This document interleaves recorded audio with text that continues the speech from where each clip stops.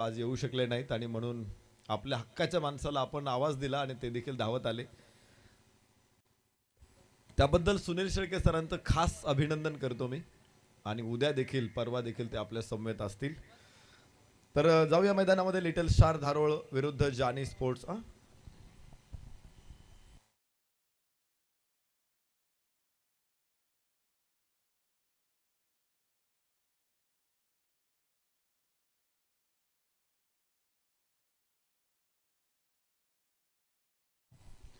Little star धारोळा विरुद्ध जानी sports Wadpe या दोन संघामध्ये 4 षटकांचा सामना इथे होणार आहे. आजच्या रात्रीतला सामना हा देखील महत्त्वाचा सामना असणार आहे. लक्षात ठेवा, टाइम लिमिट आहे या सामन्यासाठी देखील. 3 षटकं तुम्हाला 15 मिनिटांमध्ये टाकायचे. पहिला बॉल पडेल त्यावेळेस आम्ही टाइम सुरू करू आणि तिथून पुढे 15 मिनिटांमध्ये 3 षटकं टाकायचे. नाही टाकलीत तर 1 षटकाचं रिस्ट्रिक्शन असेल, जिथे एक क्षेत्ररक्षक 38 सर्कलमध्ये तुम्हाला वाढवावं लागेल. कवी अनिल ही जोडी मैदानामध्ये लिटिल स्टार धारोळा संघाची दाखल होते. तर जानी स्पोर्ट्स वडपे संघाची गोलंदाजी पंकज पहिलं षटक टाकण्यासाठी इथे तयार आहे. रिव्हर्स स्वीपचा प्रयत्न. ओहो हो, पॉइंटचा क्षेत्ररक्षक तिथे अडवतोय चेंडूला. 3 धावा सेव्ड केले. तिथे चेंडू अडवणं, त्यात रिव्हर्स खेळलेला चेंडू इतका वेगात येतो असतो, तो अडवणं निश्चित कठीण असतं आणि हे काम तिथे क्षेत्ररक्षकाने तमाम केलेलं आहे.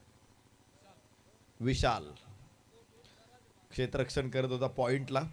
3 धावा सेव्ड केले. गोलंदाज मला संपूर्ण मागच्या 3 दिवसांमध्ये पंकजची गोलंदाजी आवडलेली आहे. या चांगला चेंडू. रनअप त्याच्याकडे चांगला आहे. रनअप मध्ये त्याचा रिदम आहे, स्टान्स चांगला आहे आणि विशेष म्हणजे व्हेरिएशन सुद्धा खूप आहे. टप्प्यांवरती त्याचं नियंत्रण आहे. या गोष्टी खूप महत्त्वाच्या आहेत. तुम्ही वेग टाकू शकता पण टप्प्यावरती नियंत्रण ठेवू शकत नाही आणि त्यासाठीच या गोलंदाजाला ओळखलं जाईल. भविष्य उज्ज्वल असेल पंकजचं. गोलंदाजीसाठी पुन्हा एकदा पंकज. अनिलसाठी समोर अनिल आहे. लेंथ बॉल ड्राईव्ह केला चेंडूला. कव्हर्सला क्षेत्ररक्षक आहे. लॉंग ऑफचा तिथे पोहोचणार आहे. एकच धाव इथे पूर्ण होते. थ्रो जरी यष्टीरक्षकाकडे असेल, त्याला अडवता येतही नसेल तरी देखील धावा मिळणार नाही, कारण बॅकअप 2-2 क्षेत्ररक्षक ओळीत उभे आहेत पाठीमागं. धावफलक पुढे पोहोचेल 2. सुरुवात संमिश्र होते, सावध होते इथे फलंदाजांची. अर्थातच लिटिल स्टार धारोळ संघाची. पंकजनं प्रत्येक सामन्यामध्येच आपली गुणवत्ता दाखवलेली आहे. धावा रोखलेल्या आहेत त्याने, कोणी फलंदाज समोर असेल तरी.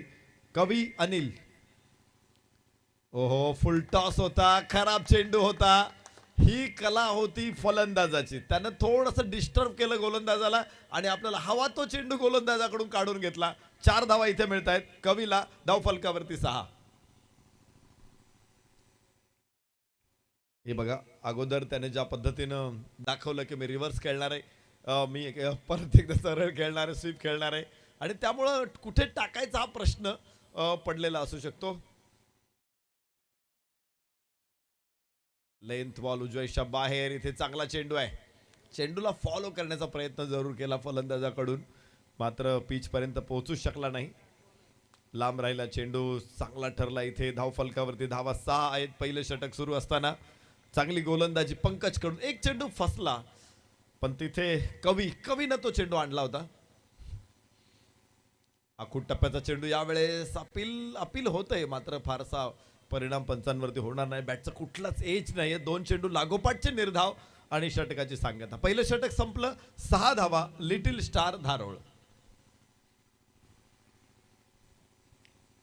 सुनील माळी क्रीडा मंडळ आंबेळे खुर्द 30व्या वर्षामध्ये ही स्पर्धा पदार्पण करते.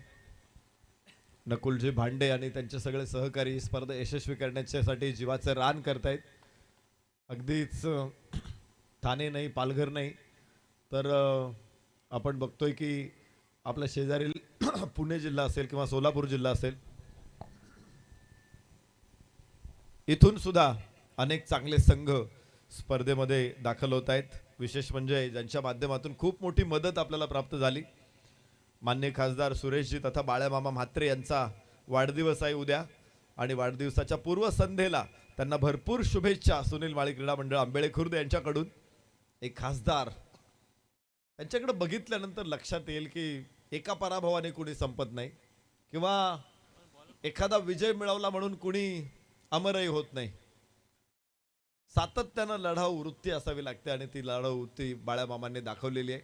उंच आकाशामध्ये चेंडू आहे, कव्हर पॉइंटला उचलला, क्षेत्ररक्षक समोरून कव्हर करतोय, 1 धाव, 2 धावा इथे प्राप्त होतील. चांगला फटका होता, चांगल्या धावा इथे मिळत आहे. क्षेत्ररक्षण आता विस्तारलेलं असणार आहे. पॉवर प्ले संपलेला असणार आहे. 4 षटकांची मॅच आहे. एकच षटकासाठी आपण पॉवर प्ले इथे लागू केलेला आहे. बचावात्मक क्षेत्ररक्षण, त्यामुळे डीप कव्हर पॉइंट सीमारेषेवरती, डीप एक्स्ट्रा कव्हर सीमारेषेवरती, डीप लॉंग ऑफ सीमारेषेवरती आहे. Long leg, mid wicket, long on. चांगला चेंडू इथे उचलण्याचा प्रयत्न होता. अक्रॉस द बॅट खेळायचं होतं. या अगोदर चेंडूचं मेरिट दाखवलं होतं त्याने, परंतु इथे स्वतःहून चेंडूचं मेरिट बदलवण्याचा प्रयत्न केला आणि चेंडू निर्धाव आहे. धाव फलकावरती 8. कल्पेश गोलंदाजी मार्कवरती. जानी स्पोर्ट्स वडपे संघाचे गोलंदाज. मागच्या सामन्यामध्ये देखील प्रभावी ठरली होती गोलंदाजी, या सामन्यामध्ये देखील तेवढीच प्रभावी ठरते. यस, इथे कट करण्याचा प्रयत्न, यष्टिरक्षकाकडून थोडीशी चूक होते. ओहो, थ्रो खराब आहे, थ्रो खराब आहे. नेमबाजी मात्र इथे अचूक नाहीये. 22ची 1 धाव मिळणार आहे. एका धावेबरोबर धावफलक पुढे पोहोचेल. 9 धावा. मी आता आपल्या स्पर्धेच्या अगोदर एक स्पर्धा कव्हर केली होती, Uruli Kanchan night premier league म्हणून. 8 षटकांच्या मॅचेस होत्या तिथे, पण मला नेमबाजीच्या बाबतीमध्ये ते गाव प्रचंड जबरदस्त वाटलं. फक्त गावातले संघ खेळत होते, पण एका रात्रीमध्ये जवळपास 10-12 वेळा स्टंप पाडत होते ती पोरं. उंच फटका, ताकदवान फटका, आकाशाचा वेध, गगनचुंबी फटका, षटकार. 6 धावा या षटकामध्ये. कल्पेशवरती हल्ला चढवला जातो इथे. 15 धावांची भागीदारी याबरोबर पूर्ण होतील. डाव्या यष्टीवरचा चेंडू होता, हा फॉली केला आणि बॅटचा फेस ओपन करत चेंडूला मिड विकेटच्या डोक्यावरून पाठवलंय सीमारेषेच्या बाहेर. एन क्रिक लाईव्हच्या माध्यमातून ही सगळी दृश्य आपल्या स्क्रीनवरती येत आहेत. सगळ्या अँगल मधून हा चेंडू दाखवण्याचा प्रयत्न आहे 10 क्रिक लाईव्हचा. धावफलक 15. षटक दुसरं मैदानामध्ये सुरू असताना यस्काडा परत एकदा उंच फटका आहे. यावेळेस लांबी किती कव्हर करतोय बघायचंय. आणि यस, प्रयत्न भरपूर केले, मात्र दुसरा चेंडू देखील सीमारेषेच्या बाहेर. इथे मात्र आता बांधलेले जे दोरी होती ना, ती तोडून फलंदाज बेधुंद फलंदाजी करतायत. 2 षटकार लागोपाठचे. पहिल्या 9 चेंडूंमध्ये ज्या प्रकारचे कंट्रोल केलं होतं गोलंदाजांनी, फलंदाजांना हात खोलण्याची संधी दिली नव्हती. त्यांचे पाय जकडून टाकले होते, बांधून टाकले होते. मात्र दोर आता तोडून पडलेले आहेत, तुटून पडलेले आहेत. 2 मोठे फटके. पुन्हा एकदा लॉंग ऑफला, यावेळेस उंच टोले जंग, मात्र क्षेत्ररक्षक खाली. यावेळेस टायमिंग थोडंसं खराब आहे. झेल होईल आणि फलंदाज बाद आहे. ऍक्सिलरेटर वरती पाय दिला की अपघाताची शक्यता जास्त असते आणि असाच एक अपघात इथे होतोय. बाद होईल. कवी षटक देखील संपेल. 2 षटकांचा खेळ संपला. 21 धावा एका गड्याच्या मोबदल्यामध्ये. लिटिल स्टार धारोळा नवीन फलंदाज मैदानामध्ये दाखल होणार आहे. कल्पेशला आपण बघितलं एक यश मिळवताना, मात्र 14 धावा त्यासाठी कल्पेशला मोजाव्या लागल्यात.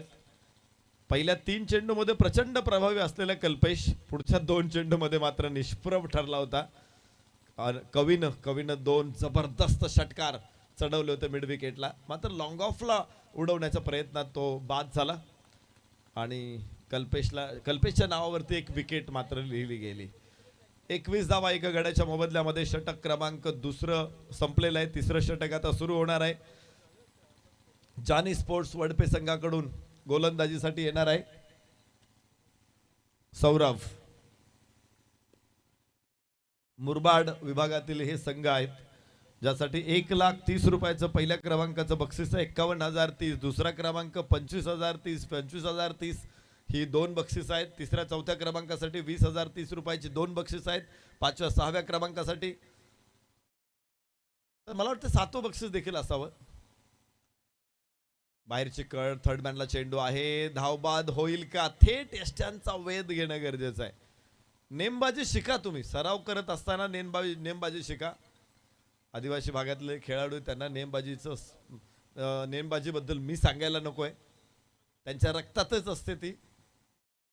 त्यामुळे डेअरिंग केली पाहिजे. चेंडू स्टंपवरती मारलाच पाहिजे, स्टंप उडवलाच पाहिजे प्रत्येक वेळेस. अशा परिस्थितीमध्ये तुम्हाला 1-2 विकेट तर आरामात मिळतील. आणि जर एखादी चांगल्या बॅट्समनची असेल तर त्याचा फायदा तुम्हाला पुढे जाऊन होणार आहे. 22 धावा, एक गडी बाद 22. षटक क्रमांक 3 सुरू आहे. सौरभ तयार आहे उजव्या हाताने. Over the wicket, length ball. ओ हो, इथे पायानं पास करण्याचा प्रयत्न. कव्हर पॉइंटचा क्षेत्ररक्षक पोहोचेल. 2 धावा. थ्रो चांगला आहे, थ्रो चांगला आहे. 2 धावा इथे मिळणार आहेत. 23-24 धावा. एक गडी बाद 24. जितेंद्र आणि अनिल ही जोडी यापुढे खेळणार आहे. सौरभचा सामना करणार आहे. जानी स्पोर्ट्स वडपेचा हा खेळाडू आहे. समालोचन कक्षाच्या बाजूनं, पवेलियन एंडच्या बाजूनं गोलंदाजी इथे होताना आपण बघतोय.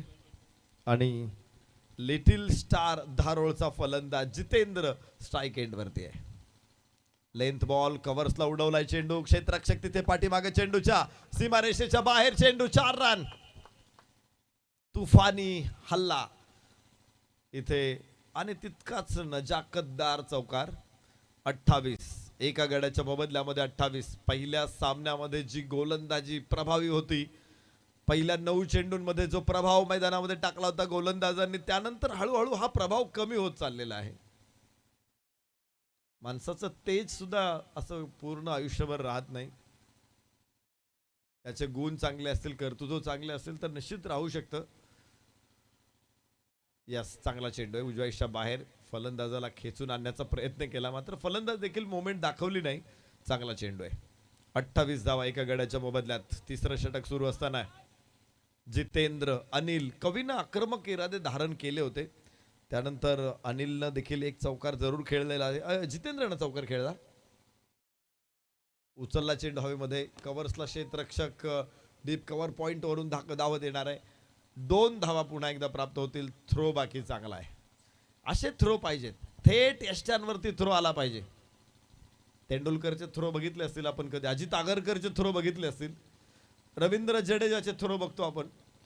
एकदा तेंडुलकरनी पैज लावली होती. तो म्हणाला की मी या बाउंड्री पासून तर पलीकडच्या बाउंड्री पर्यंत चेंडू टाकू शकतो. सगळे म्हणले शक्यच नाही. असं कुठं असतं का? काय सोपं आहे का ते? तो म्हणाला लावा पैज, टाकून दाखवतो. तर चांगला फटका. फुल टॉस चेंडू होता. खराब चेंडूचा चांगला समाचार. 4 धावा इथे मिळत आहेत. आणि धावफलकावरती बघा, धावा पोहोचतील 34 वर. पहिल्या 9 चेंडूंमध्ये धावफलक थोडासा अडचणीत होता, मात्र तिथून कवीनं जी सुरुवात केली, सुरुंगाला बत्ती दिली. आता अनिल आणि जितेंद्रचे मात्र इथे विस्फोट घडून आणवतोय. 3 षटकांचा खेळ संपला. 34 धावा एका गड्याच्या मोबदल्यामध्ये. मी तुम्हाला एक स्टोरी सांगत होतो तेंडुलकरची. तेंडुलकर म्हणाला की मी थ्रो टाकू शकतो, बाकीचे सगळे खेळाडू म्हणाले की नाही टाकू शकत. तो म्हणाला लावा पैज. आता लागली पैज, पण ती किती कशी लागली हे मला नाही माहिती. पण ज्यावेळेस तेंडुलकर बॉल टाकायला लागला, सिद्धू म्हणाला no no no no no थांबा, असं होणार नाही, पैज कॅन्सल. पळत जाऊन नाही टाकायचा थ्रो, एका जागेवर उभं राहून मग थ्रो टाकायचा. तर आम्ही म्हणू की तू पलीकडे थ्रो टाकू शकतो. तेंडुलकर म्हणाला चालेल, आणि त्याने एका जागेवरून थ्रो टाकला होता, ग्राउंडच्या या बाजूकडून पलीकडच्या बाजूला. थ्रो कला आहे एक. आणि आता अलीकडं आपण बघतो की पूर्वी यष्टीरक्षकाकडेच थ्रो दिला जायचा, गोलंदाजाकडे थ्रो टाकला जायचा नाही. आता तसं होत नाही. आता थ्रो फ्लॅट थ्रो दिला जातो गोलंदाजाकडे सुद्धा, अडवावा लागतो. ते गरजेचं आहे, कारण जिथं विकेट तुम्हाला मिळणार आहे तिथे तुम्हाला रिस्क घ्यावीच लागणार आहे. तुमचा हात दुखेल, हाताला जखम होईल, या नंतरच्या गोष्टी आहे. पण सामना जिंकणं महत्वाचं आहे. त्यामुळे थ्रो दोन्ही एंडला तितकाच जोरात गेला पाहिजे. शिका, अभ्यास करा या गोष्टींचा. नेमबाजी शिका, थ्रो शिका, सीमारेषेवरती चेंडू अडवण्याचं प्रशिक्षण सुरू करा. त्या गोष्टी जास्त गरजेच्या आहेत. तुम्ही प्रतिस्पर्धेच्या 15-20 धावा अडवू शकता. उंच फटका, टप्प्याचा चेंडू बाहेर जाणारा खेचून आणलाय. 6 धावांची मोहर इथे उमटेल. पहिला चेंडू होता शेवटच्या षटकातला. संदीपला दाखवला आसमान. पंचांचा इशारा नो बॉल आहे का? Yes, no ball. स्क्वेअर लेगला 3 क्षेत्ररक्षक आहे. आपल्याकडं मला कालच खरं तर समजलं की ऑफ साईडला 6 क्षेत्ररक्षक लावता येत नाही. मात्र क्रिकेटचा नियम नाही सांगत असं. क्रिकेटचा नियम सांगतो की लेग साईडला 6 लावता येत नाही, स्क्वेअर लेगला 3 लावता येत नाही. जर लेग साईडला 6 लावले तर नो बॉल, स्क्वेअर लेगला 3 लावले तर नो बॉल. मात्र आपल्या विभागामध्ये ऑफ साईडला सुद्धा तुम्हाला 6 क्षेत्ररक्षक लावता येत नाही. इथे मात्र स्क्वेअर लेगला 3 क्षेत्ररक्षक आहे आणि त्यामुळे पंचाने तो बॉल नो घोषित केलेला आहे. आता बरोबर आहे, पंच जर समोर आहेत खेळाडूच्या पाठीमागे किती क्षेत्ररक्षक आहे त्यांना पक्क माहित आहे. नो बॉल आहे आणि त्यावरती षटकार पण आलाय. 7 धावा बोनस मिळाल्या तिथे लिटिल स्टार धारोळाला. 41 एका गड्याच्या मोबदल्यामध्ये. शेवटचं षटक इथे सुरू आहे. अजून 6 चेंडू संदीपला टाकायचे. तुम्ही बघत असाल की अनेक गोष्टी आपण चर्चा करू त्या गोष्टीवरती, तुमच्याही ज्ञानामध्ये थोडीशी भर पडेल. लेग साईडला 6 क्षेत्ररक्षक लावता येत नाही, नो बॉल. स्क्वेअर लेगला 3 क्षेत्ररक्षक लावता येत नाही, नो बॉल. 2 बाउन्सर टाकले, नो बॉल. ओहो, नेम चुकलेला आहे आणि इथे गॅप मोठा आहे. 4 रन मिळतील. आता धावा किती आहेत? 5, 6, 4 आहेत, 6 धावा. एक गोष्ट आता मला सांगा, सांगतो तुम्हाला मी. चेंडू थ्रो केला, ज्यावेळेस थ्रो करतो ना गोलंदाज, त्यावेळेस किती धावांसाठी दोघे फलंदाज धावलेले ते नोट केलं जातं. ना की पूर्वी काय असायचं की चेंडू स्टंपला ज्यावेळेस क्रॉस करतो ना त्यावेळेस मोजलं जायचं तिथे किती धावा पूर्ण. आता तसं होत नाही. आता थ्रो ज्यावेळेस केला जातो त्यावेळेस दोघांनी किती धावा काढलेल्या आहेत त्या अधिक ओव्हर थ्रो अशा धावा मिळतात. त्यामुळे इथे 6 धावा मिळतील. तुम्ही म्हणता की 3 पळालोय, तर तसं नाही. थ्रो टाकला केव्हा होता? तेव्हा 2 पूर्ण होत्या. तर ही बारकाईनं नियमांची माहिती करून घ्या आणि मग पुढे चला. धावफलकावरती 47 धावा आहेत एका गड्याच्या मोबदल्यामध्ये. षटक क्रमांक 4 मैदानामध्ये सुरू आहे.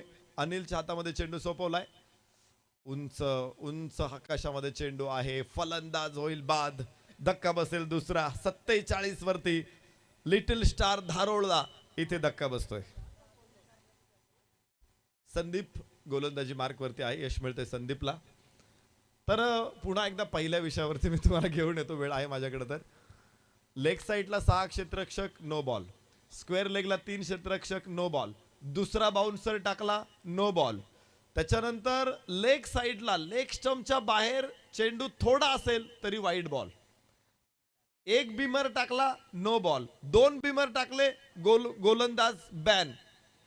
हे कशासाठी आणलंय आयसीसीने? या एवढ्या सगळ्या गोष्टी आणलेल्या आहेत. कशासाठी आणल्यात त्या? तर फक्त गोलंदाजाने फलंदाजाला जखमी करू नये, शरीरभेदी गोलंदाजी करू नये म्हणून या गोष्टी सगळ्या आणलेल्या आहेत.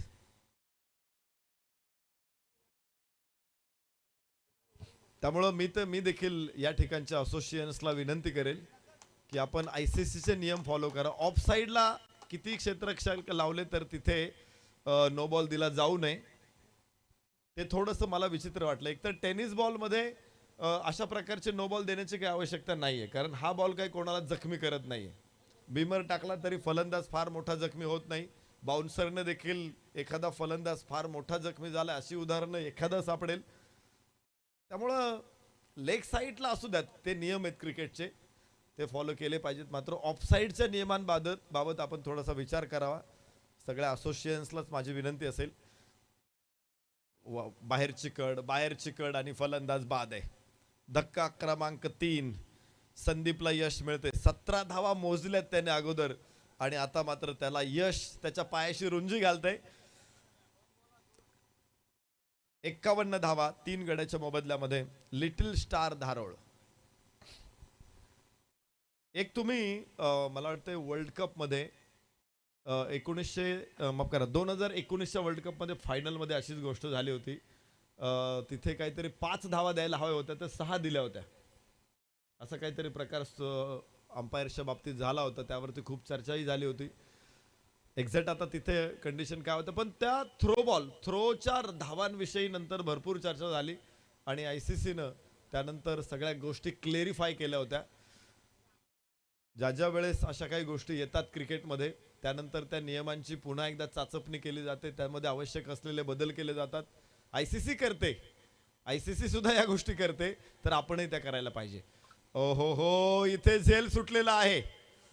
कॅच ड्रॉप होतो. यष्टिरक्षकासाठी अगदी सोपा झेल होता, मात्र सुटलेला आहे. भरपूर वेळ होता त्याच्याकडे. स्टंप जरी त्याच्या समोर असते तरी देखील कॅच व्हायला हवा होता.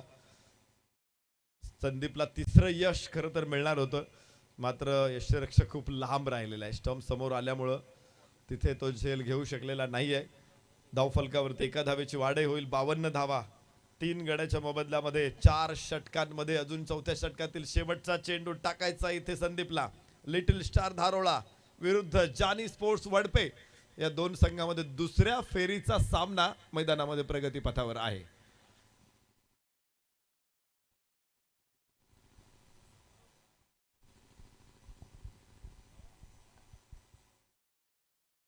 यस, उंच उंच उंच चेंडू आहे आणि 4 क्षेत्ररक्षक तिथे. झेल पुन्हा सुटणार आहे. 2 विकेट मिळाल्या संदीपला, 2 कॅच सुटले त्या षटकामध्ये.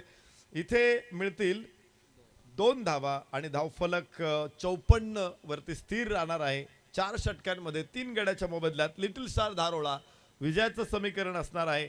जानी स्पोर्ट्स वडपे संघासाठी 24 चेंडू आणि 55 धावा. 55 runs required to win for Jani Sports Wadpe.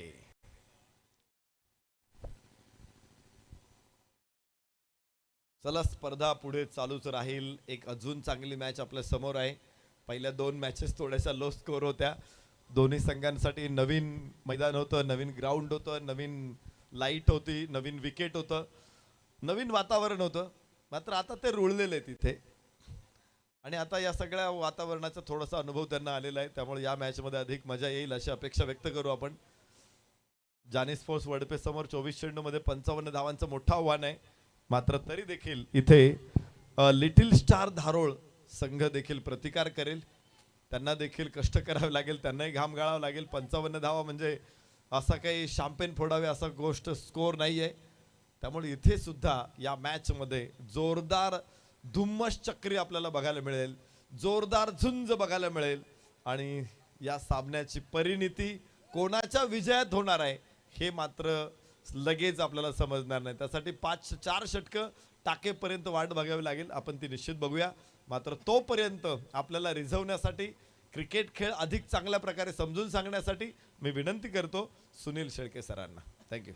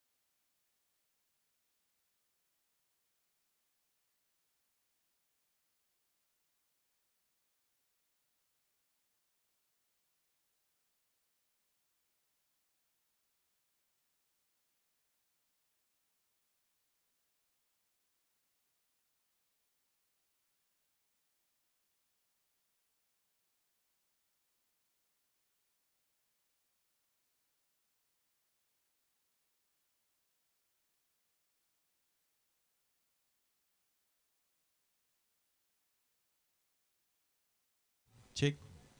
खूप खूप धन्यवाद नरेश ढोमे सर. आजच्या या रजनीतील पहिल्या फेरीतील तिसरा सामना तिळशे आणि त्यांच्या विरोधात चिंबीपाडा असा असणार आहे.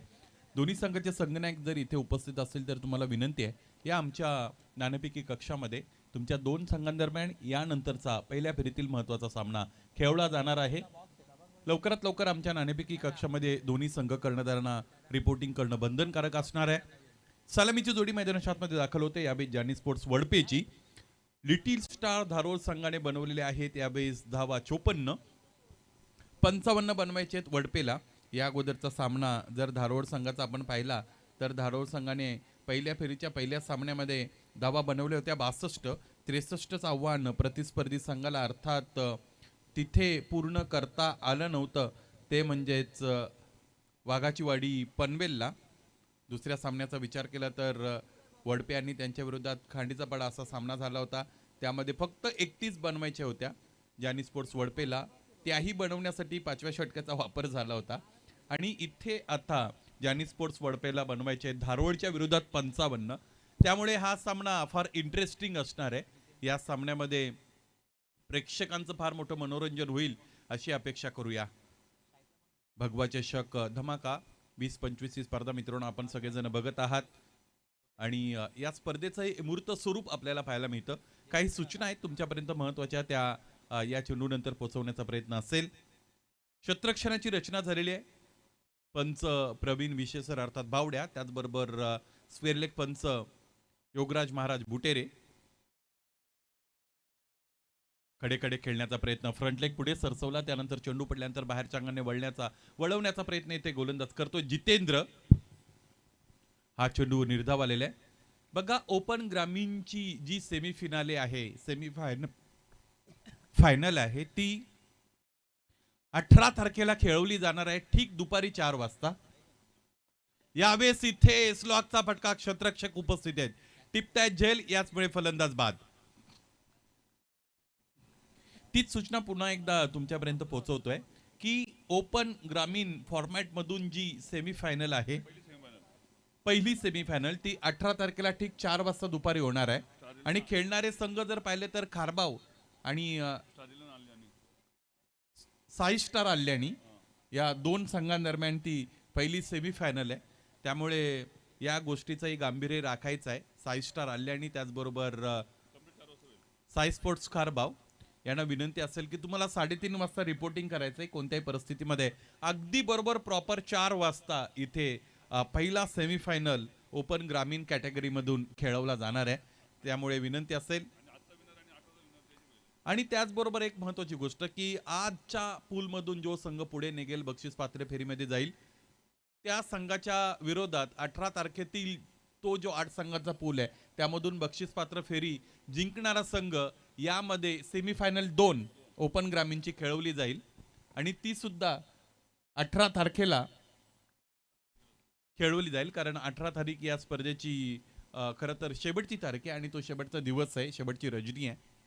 त्यामुळे आपल्याला त्या रजनीमध्ये संपूर्ण शेड्यूल कंप्लीट करायचंच आहे. 55 धावांचं टार्गेट जानी स्पोर्ट्स चेस डाऊन करत आहे. काय गोलंदाजी करतायत, अत्यंत चांगली गोलंदाजी. जितेंद्रने त्याचा अनुभव योग्य रीतीने वापरलेला आहे. काही कमेंट्स खरं तर यूट्यूबच्या वतीने मी वाचल्या या अगोदर, ज्यामध्ये कौतुक केलं गेलं मुरबाड तालुक्याच्या अनेक क्रीडा रसिक आहेत ज्यांच्या वतीने की धारोळा संघाला 4-5 वर्षानंतर आम्ही मुरबाड विभागामध्ये खेळताना बघत आहोत. धारोळ संघ म्हटला की सारिकाचं मुरबाडचं ग्राउंड हे समीकरण बनलं होतं. मुरबाड सारिकाला धारोळा संघ आला की ते विजेते ठरायचे आणि बराच अंतराळ गेला. त्यानंतर धारोळा संघ खेळताना इथे पाहायला मिळतो. त्यासाठी भगवा चषकाच्या आयोजकांचा अर्थात सुनीलजी माळी त्याचबरोबर नकुलजी मांडणेसाहेब यांचं कौतुक करू आम्ही की अशा काही टीम्स आहेत की ज्या प्रेक्षकांना हव्याशे वाटतात, त्यांना असं वाटतं की हे संघ खेळले पाहिजेत आणि त्या संघांची एंट्री झालेली आहे. त्यामुळे तुमचं कौतुक. उजव्या इष्टीच्या बाहेर खेळण्याचा प्रयत्न केलेला आहे. संघ कर्णधाराने प्रतिक्रिया दिली होती जानी स्पोर्ट्स वडपेच्या की आमच्याकडे सुद्धा फलंदाजी आहे, परंतु आम्हाला सुरुवात मिळत नाही आणि इथे आता ती मिळवावी लागेल, कारण प्रतिस्पर्धी संघाची गोलंदाजी ही अत्यंत तिखट आहे. आणखी एक निर्धाव चेंडू जवळजवळ इथे आपल्याला पाहायला मिळतो. हो, तोही निर्धाव झालेला आहे. आणि एक महत्त्वाची गोष्ट क्रिकेटमध्ये, तुम्ही पहिला डाव खेळता अथवा दुसरा डाव खेळता, ज्यावेळेस गोलंदाज तुम्हाला धावा देत नाहीत त्यावेळेस तुम्हाला काही फटके बनवावे लागतात. पदलालित्याचा वापर करावा लागतो, इम्प्रोवाइज क्रिकेट दाखवावं लागतं, जेणेकरून गोलंदाजाचा रिदम तिकडे लॉस होईल. ते सगळं तुम्हाला करावं लागतं. पहिलं षटक इथे संपलेलं आपल्याला पाहायला मिळालं. पहिल्या षटकामध्ये एकही धावफलकावर जोडली गेली नाही आणि या भगवा चषक धमाका या स्पर्धेतील हे आणखी एक निर्धाव षटक आपल्याला पाहायला मिळतं की जे गोलंदाज जितेंद्रच्या नावावर लागलेलं आहे.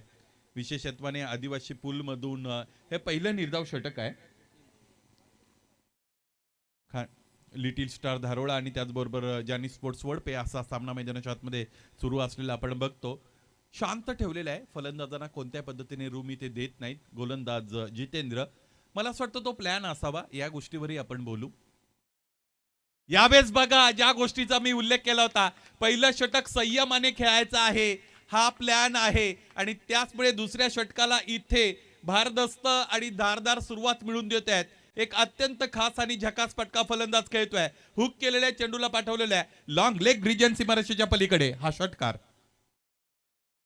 कर्णधारांची प्रतिक्रिया ज्यावेळेस घेतली होती आपण ऑनस्क्रीन रिप्ले बघतो, जिकडे उभे होते तिथे चेंडूची वाट पाहिली. सगळ्यात महत्त्वाची गोष्ट ही असते, आखूड टप्प्याचा चेंडू तुम्ही किती बॉडीच्या जवळ खेळता त्यावरून तुम्हाला तो कुठे प्लेस करायचा हे ठरतं. म्हणजे बॉडीपासून तुम्ही दूरवर खेळला तर फटका मिड विकेट रिजन किंवा जास्तीत जास्त स्क्वेअर लेग पर्यंत जातो. बॉडीच्या अगदी जवळ खेळला तर मग तोच फटका फाईन मध्ये जात असतो. हेच आपल्याला पाहायला मिळालं. हा षटकार आलेला आहे. 6 runs on the board with the loss of 1 wicket. This is the second over.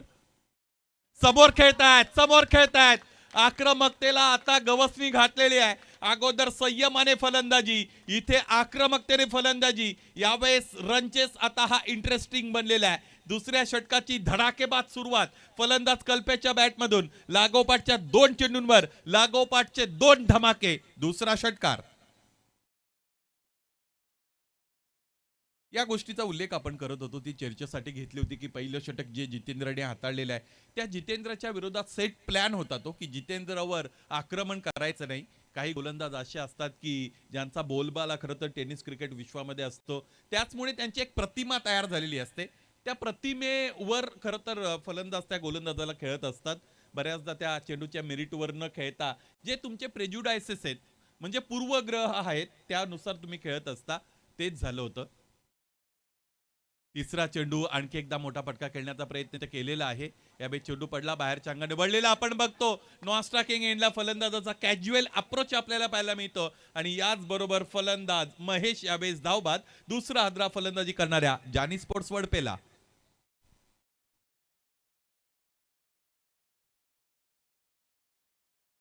Angle करणारा चेंडू बाहेरच्या दिशेने जातोय. खोलवर टप्प्याचा चेंडू पडल्यानंतर पुन्हा एकदा बाहेर पडताना आपल्याला पाहायला मिळतो. गोलंदाज सुशीलच्या वतीने हा चेंडू हाताळला गेला. ओव्हर रन झाले होते, ताळमेळ पाहायला मिळालं नव्हतं नॉन स्ट्रायकिंग एंडच्या फलंदाजाच्या वतीने. त्याचमुळे इथे खरं तर फलंदाजाला परतावं लागेल. संघाचे संघ कर्णधार इथे आता बाद झालेले आहेत. पाहिजे नवीन फलंदाज मैदानाच्या आतमध्ये दाखल होत आहेत. क्रमांक 4 साठी आदित्यच्या विरोधात इथे हुक केलेला आहे. Straight to the fielder. क्षेत्ररक्षकाच्या हातामध्ये चेंडू जाऊन इथे विसावतोय. क्षेत्ररक्षणाची अत्यंत दर्जेदार रचना आपल्याला इथे पाहायला मिळते, ती म्हणजे लिटल स्टार धारोळाच्या वतीने. आखूड टप्प्याचा चेंडू बाहेरच्या दिशेने जाणारा हुकचा फटका सरळ क्षेत्ररक्षकाच्या हातामध्ये जाऊन स्थिरावला. इथे टिपला गेला झेल.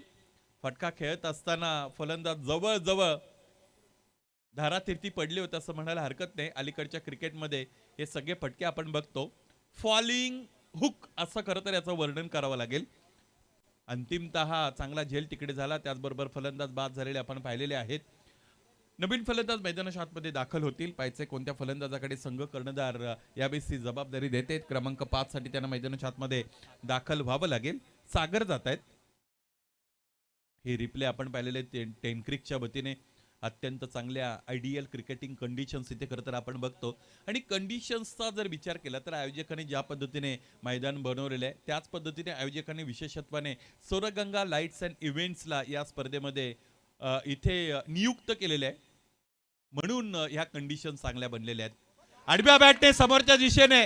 व्हॉट ए ग्लोरियस टायमिंग आणि मिडलिंग ह्या दोन्ही गोष्टी अत्यंत चांगल्या राहिल्या, दर्जेदार राहिल्या आणि त्याचमुळे गोळीच्या वेगाने चेंडू सीमारेषेच्या पलीकडे निघून गेला. हा गोळीगत षटकार. या पद्धतीचे फटके खेळावे लागतील फलंदाजी करणाऱ्या संघाला. खरं तर हे जे इक्वेशन पाहिलं समथिंग अराउंड 50 रन्स जवळजवळ 55 बनवायचे आहेत आणि 4 षटकांचा खेळ इथे आहे. 4 मध्ये तुम्हाला जर 55 बनवायचे असतील तर जवळजवळ 14-15 धावा प्रत्येक षटकामध्ये, 13 धावा प्रत्येक षटकामध्ये तुम्ही त्याकडे जात असता. पहिल्या षटकामध्ये फक्त 1 आली, त्याचमुळे जबाबदारी बनली आता फलंदाजांना की दुसऱ्या षटकामध्ये अधिक धावा बनवण्यासाठी. मला असं वाटतं पहिल्या षटकामध्ये एक फलंदाज बाद झाला होता, एकही धाव आली नव्हती, बेग युअर पार्डन, निर्धाव षटक राहिलं होतं. त्यामुळे ते समायोजन धावांच्या बाबतीत आता करण्याचा प्रयत्न मैदानाच्या आतमध्ये फलंदाज करतायत, आक्रमकतेने फलंदाज खेळत आहेत. मैदानाच्या आतमध्ये असणाऱ्या फलंदाजांचा विचार केला तर सागर आणि आदित्य. सागर 2 चेंडूंवर मध्ये 7 धावांवर खेळतोय. आदित्यला स्ट्रायकिंग एंडला अजून येता आलं नाही. सागर आणि आदित्य हे 2 फलंदाज खेळपट्टीवर उपस्थित असलेले आपण बघतो. या अगोदर बाद होणारे फलंदाज राहुल, कल्पेश आणि महेश. राहुलचा विचार केला तर एकही धाव त्याने धावपलकावर जोडली नव्हती. कल्पेशने 2 षटकाराने सुरुवात केली होती, खरं तर त्यानेच आक्रमणाला सुरुवात केली दुसऱ्या षटकामध्ये. महेशच्या वतीने आपण विचार केला तर महेशने 4 चेंडू निर्धाव खेळले होते, त्यामुळे त्यावर सुद्धा दबाव आला होता आणि म्हणूनच की काय नॉन स्ट्रायकिंग एंडला महेश धावबाद झाले होते. ते त्याचं बलिदान होतं, ते त्याचं समर्पण होतं, ती त्याची सदसद विवेक बुद्धी होती असं म्हणायला हरकत नाही. 12 चेंडू आणि 36 धावा असं समीकरण. यानंतरचा सामना जो आहे त्याची सूचना तुमच्यापर्यंत आम्ही या अगोदर पोहोचवलेली आहे. दोन्ही संघांच्या संघनायकांना विनंती आहे, हा सामना संपण्याच्या अगोदर जर तुम्ही इथे प्रस्तुत झाला नाही तर आयोजकांच्या वतीने जी पेनल्टी अनाऊन्स होईल ती पेनल्टी तुम्हाला कोणत्याही पद्धतीने तिकडे वादविवाद न करता, कोणत्याही पद्धतीने तिकडे चर्चा न करता मान्य करावी लागेल. कोणताही युक्तिवाद तुमचा तिकडे स्वीकारला जाणार नाही, त्यामुळे बी अलर्ट. 12 चेंडू 36 धावा. चांगला चेंडू आहे, चांगला चेंडू. फलंदाजाला क्रॅम करतायत. सगळ्यात महत्वाची गोष्ट की या चेंडूवर फार मोठं वळण मिळालं नव्हतं. एक महत्वाची गोष्ट अशी असते फलंदाजासाठी की कधी कधी जास्त वळण घेणारा चेंडू फलंदाज योग्य रीतीने खेळतो, त्याचबरोबर फलंदाज त्यावर मोठे फटके खेळतो. कमी वळण घेणारा चेंडू अधिक घातक असं म्हणायला हरकत नाही. त्याचमुळे फलंदाजाला जास्त मुवमेंट करता येत नाही, त्याचबरोबर एक्सटेन्शन ऑफ आर्म वापरता येत नाही, म्हणजे बॅकफुटला असला ना त्याला कट करता येत नाही. त्यामुळे ह्या सगळ्या गोष्टी महत्वाच्या असतात. अजय की जे संघ कर्णधार आहेत लिटिल स्टार धारोळचे. उजवेष्टीच्या बाहेरचा चेंडू फुल लेनचा आपण बघतो. आदेश प्रतिष्ठान गावदेवी तिळशे, आई गावदेवी तिळशे हा संघ आदेश प्रतिष्ठान नावाने इथे खेळतोय. संघाच्या संगणकाचं इथे आगमन झालेलं आहे. आपलं सहर्ष स्वागत. विनंती असेल चिंबीपाडा संघाला की आपलाही संघ कर्णधार लगेचच नाणेफेकीसाठी आपण प्रस्तुत करा. ऑन द रॅच खेळतायत. समोरच्या दिशेने खेळला गेलेला हा फटका आपण बघतो. सागरला हवा तसा सूर मिळत नाही. या अगोदर क्षेत्ररक्षण करत असताना यष्टीरक्षक म्हणून होते, तिथे चांगला झेल त्याला टिपता आला नव्हता, साधा सोपा झेल होता.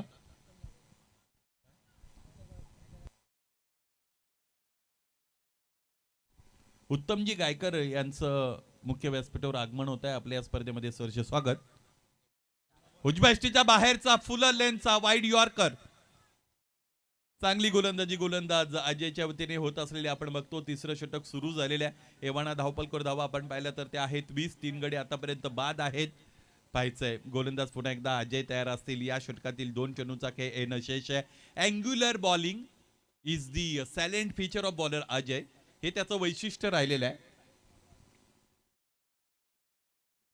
आणखी एक अँगल करणारा फुल लेनचा वाईड यॉर्कर, ज्यावर आउटसाइड एज लागते. मागच्या बाजूने चेंडू शॉर्ट थर्डला अडवला जातोय. फेकी झाली, एकदा विकडे मिळते. 21 धावांपर्यंत पोहोचलेला डाव. सुरुवातीच्या 2 षटकांमध्ये 19 धावा आल्या होत्या, त्यातील एक षटक वगळावं लागेल कारण त्यामध्ये एकही धावा आली नव्हती.